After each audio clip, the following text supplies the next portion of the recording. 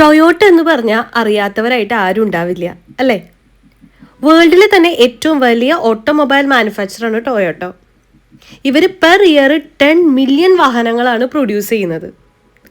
ഇതൊക്കെ പറയുന്നത് എന്തിനാന്ന് വെച്ച് കഴിഞ്ഞാൽ നമ്മൾ ഇന്ന് എത്തിയിരിക്കുന്നത് ടൊയോട്ടയുടെ ബർത്ത് പ്ലേസിലേക്കാണ്. So welcome back to my YouTube channel life vlogs Japan. ഈ കാണുന്നതാണ് Toyota commemorative museum of industry and technology. ഇത് സ്ഥിതി ചെയ്യുന്നത് ജപ്പാന്റെ 4ാമത്തെ വലിയ സിറ്റി ആയിട്ടുള്ള നഗോയയിലാണ്. 1924 സക്കിച്ചി ടൊയോട്ടയുടെ ഓട്ടോമാറ്റിക് ലൂമിൻ്റെ കണ്ടുപിടുത്തത്തിലൂടെയാണ് ഈ ടൊയോട്ടോ എന്ന് പറയുന്ന ഇത്ര വലിയൊരു കമ്പനി രൂപപ്പെട്ടത്. ഈ ഒരു മ്യൂസിയത്തിലേക്ക് നമ്മൾ ആദ്യം കയറുമ്പോൾ തന്നെ കാണുന്നത് അദ്ദേഹം കണ്ടുപിടിച്ച ഈ ഓട്ടോമാറ്റിക് ലൂം തന്നെയാണ്, ഒരു തുണി നെയ്ത്തു യന്ത്രം. ടെക്സ്റ്റൈൽ ഇൻഡസ്ട്രിയിൽ നിന്നാണ് ടൊയോട്ടയുടെ തുടക്കം. പിന്നീട് അത് ഓട്ടോമൊബൈൽ രംഗത്തേക്ക് വ്യാപിക്കുകയായിരുന്നു. ആദ്യ കാലഘട്ടത്തിൽ ഈ കമ്പനിയുടെ പേര് ടൊയോഡ എന്നായിരുന്നു. പിന്നീട് അത് 1936 ടൊയോട്ട ആയി മാറിയത്. ഈ പേര് മാറ്റാനുണ്ടായ കാരണങ്ങൾ പലതാണ്. അതിലൊന്ന് പറയുന്നത് എന്താണെന്ന് വെച്ച് കഴിഞ്ഞാൽ, ടൊയോട്ട എന്ന് ജാപ്പനീസിൽ കത്തക്കാനയിൽ എഴുതുമ്പോൾ നമ്പർ ഓഫ് സ്ട്രോക്സ് 8 വേണ്ടത്. അത് 8 എന്ന് പറയുന്നത് ജപ്പാൻകാർ ഒരു ലക്കി നമ്പറായിട്ടാണ് കൺസിഡർ ചെയ്യുന്നത്. അതുകൊണ്ടാണ് ഈ പേര് മാറ്റിയെന്നും പറയുന്നുണ്ട്. ഈ ഒരു മ്യൂസിയം 2 പവലിയോൺസ് ആയിട്ടാണ് തിരിച്ചിരിക്കുന്നത്. ഒന്ന് ടെക്സ്റ്റൈൽ മെഷീനറി പവലിയോൺ ആൻഡ് ഓട്ടോമൊബൈൽ പവലിയോൺ.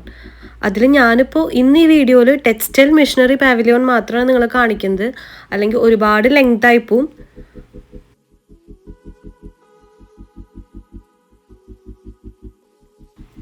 ഈ ഒരു ടെക്സ്റ്റൈൽ മെഷീനറി പവലിയോണിൽ ടൊയോട്ട കമ്പനി തുടങ്ങിയ അന്ന് മുതൽ ഇതുവരെ യൂസ് ചെയ്തുകൊണ്ടിരുന്ന എല്ലാ മെഷീൻസും, ഒട്ടുമിക്ക എല്ലാ മെഷീൻസും അവരിവിടെ ഡിസ്പ്ലേ കാണിച്ചിട്ടുണ്ട്.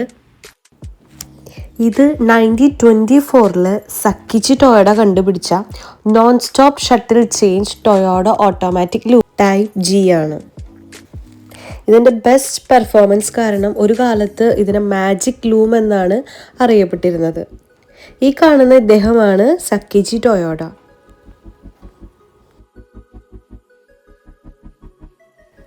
ഈ ഒരൊറ്റ ഹോളിൽ ഏകദേശം 100-ലധികം മെഷീൻസാണ് പ്രദർശനത്തിന് വെച്ചിരിക്കുന്നത്.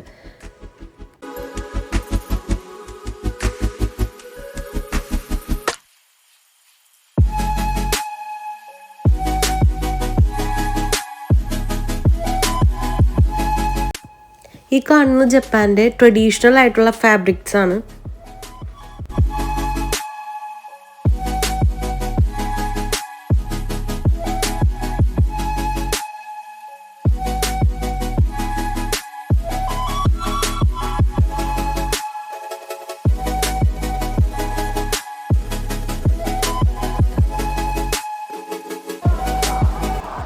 ഇതാണ് ഗരാബോ സ്പിന്നിങ് മെഷീൻ.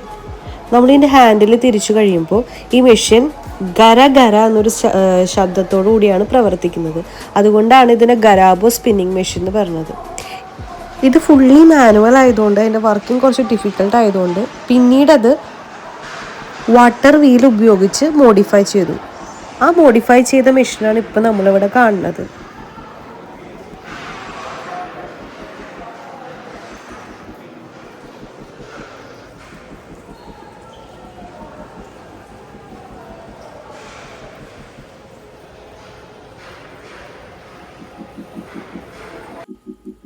ഇവിടെ നമുക്ക് ആദ്യ കാലഘട്ടങ്ങളിൽ തുണികൾ എങ്ങനെയാണ് ഉണ്ടാക്കിയിരുന്നതെന്ന് കാണാം.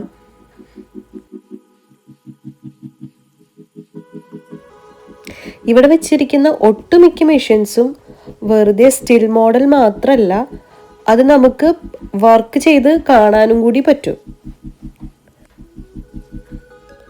ഈ ഓരോ മെഷീൻസും എങ്ങനെയാണ് പ്രവർത്തിക്കുന്നതെന്ന് അവിടെ വീഡിയോസിലൂടെയും കാണിച്ചു തരുന്നുണ്ട്.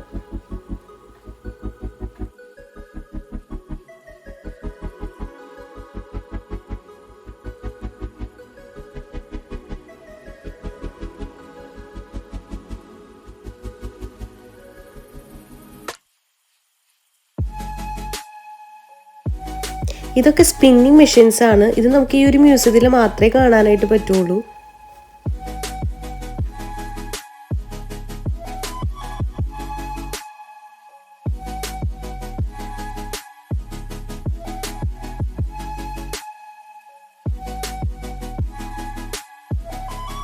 ഇതൊരു വലിയ മെഷീനാണ്. എങ്ങനെ റോ കോട്ടനെ നൂലാക്കി മാറ്റാമെന്നാണ് ഇതിലൂടെ കാണിക്കുന്നത്. ഒരു 5 പ്രോസസ്സാണ് ഇതിൽ വരുന്നത്.